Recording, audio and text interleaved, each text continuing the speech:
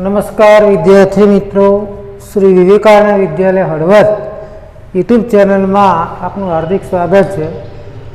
विद्यार्थी मित्रों, धोरण 9 विषय सामाजिक विज्ञान प्रकरण 9 जेमा आपणे मूलभूत अधिकारों हकोनी चर्चा अगाउना विडियो में करी। एमां 4 अधिकारों आपणे भणी चूक्या। आजना विडियो में आपणे छेल्ला 2 अधिकार सांस्कृतिक और शैक्षणिक अधिकार और बंधारणीय इलाजोनो अधिकार आ 2 हक विशेनी चर्चा आपणे आजे करीशुं।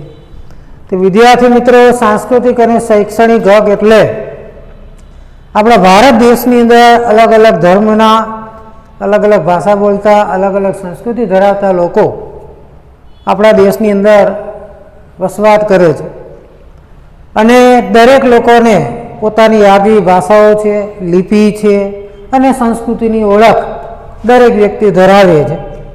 तो एना आधारे दरेक व्यक्तिने, दरेक वर्ग समूहोने पोतानी आ लिपि भाषा जाळवવાનો एक अधिकार आपणा देशना बंधारणमां दरेक व्यक्तिओने आपेलो छे। साथे साथे कोईपण शैक्षणिक संस्थाओ के जे राज्य सरकारनी ग्रांट अनुदान पर आधारित होय तो एवी संस्थानी अंदर कोईपण जातना, धर्मना, ज्ञातिना, जातिना के रंगना के कोईपण प्रकारना भेदभावना कारणे ए व्यक्तिने ए शाळामां, ए संस्थामां प्रवेश आपता अटकावी शकाशे नहीं। साथे साथे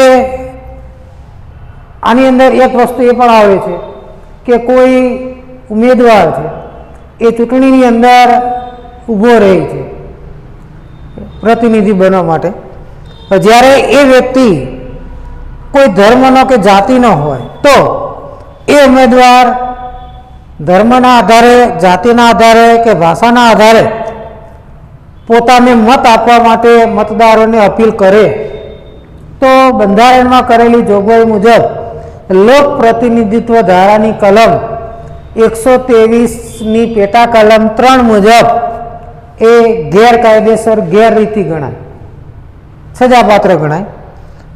साथे साथे कोईपण राज्य कोई कायदो नागरिकोना हित माटे के तेना माटे थई जे घड़े तो ए योग्य रहेशे, पण भाषाना पाया पर रचायेली होय, भाषाना आधारे एवी कोईपण लघुमती संस्थाओने के लघुमतीओने पोतानी पसंदगीनी शैक्षणिक संस्थाओ स्थापी होय, एनो वहीवट करवो होय, संचालन करवुं होय तो करवानी छूट छे।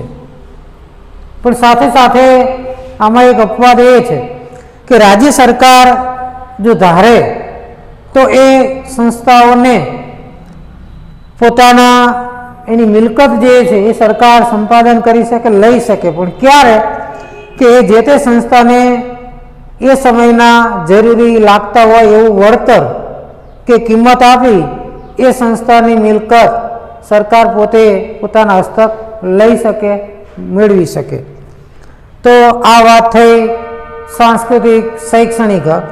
हवे वात करीशुं बंधारणीय इलाजोनो अधिकार। तो आपणा देशनी अंदर कोईपण देश पोताना नागरिकोने ज्यारे मूलभूत अधिकार आपे छे पण ए अधिकार वास्तविक रीते जो लोकोने भोगववा ना मळतो होय, एनो उपयोग करवा ना मळतो होय तो एनो कोई हेतु, एनो कोई अर्थ योग्य रहतो नथी, ए कई कामनो नथी रहतो। त्यारे आपणा देशनी अंदर सर्वोच्च अदालत के वडी अदालत ने आ अधिकारनी अंदर एक विशाळ सत्ता मळी छे के तमने कोईपण जे मूलभूत 6 अधिकार छे एमांथी उपરના 5 अधिकारो जो तमने भोगववा ना मळे, उपयोग करवा ना मळे तो तमे सीधी सीधा सर्वोच्च अदालत के राज्यनी वडी अदालतना दरवाजा खखडावी शको छो, अपील करी शको छो, रक्षण मेळवी शको छो। साथे साथे ए बंने अदालतोने एटली विशाळ सत्ता पण आपी छे के आपणा अधिकारोने रक्षण करे छे। ए रक्षण करवा माटे जे ते सरकार, संस्था के व्यक्तिने आदेशो आपे छे, आज्ञापત્રો पाठवे छे, एना विरुद्ध वॉरंट पण काढी शके छे अने जो एनो भंग थाय तो राज्य हवे साथे साथे રાજ્યને એવું લાગે કે ભાઈ લોકો આ અધિકારોનો ખોટો દુરુપયોગ કરી રહ્યા છે તો એનો ઉપાય પણ સર્વોચ્ચ અદાલત પાસે છે. મતલબ ડૉક્ટર બાબા સાહેબ આંબેડકરે આ અધિકારને બંધારણનો આત્મા કીધો છે. બંધારણનો શું કીધો છે? આત્મા, અંતરાત્મા, કે જે આપણને એક વાલી તરીકેની એક ફરજ આ અધિકાર બજાવે છે.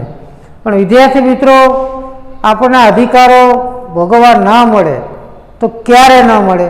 કે જ્યારે દેશની અંદર કોઈ કટોકટીની પરિસ્થિતિ ઊભી થાય તો સરકારને એવું લાગે તો આપણા જે મૂળભૂત અધિકારો છે એ આપોઆપ રદ થઈ જાય અથવા બંધ થઈ જાય છે. મતલબ અધિકારો ભોગવવા મળતા નથી. ક્યારે? કટોકટીના સમયે. બરાબર? ત્યારે તમે કોઈ પણ અદાલતમાં આ અધિકારોના ભંગ બદલ કાર્યવાહી કરી શકતા નથી. તો વિદ્યાર્થી મિત્રો, આજના વિડીયોમાં આપણે મૂળભૂત અધિકારો અહીંયા પૂરા થાય છે. હવે પછીના નેક્સ્ટ વિડીયોમાં આપણી મૂળભૂત ફરજોની ચર્ચા કરીશું.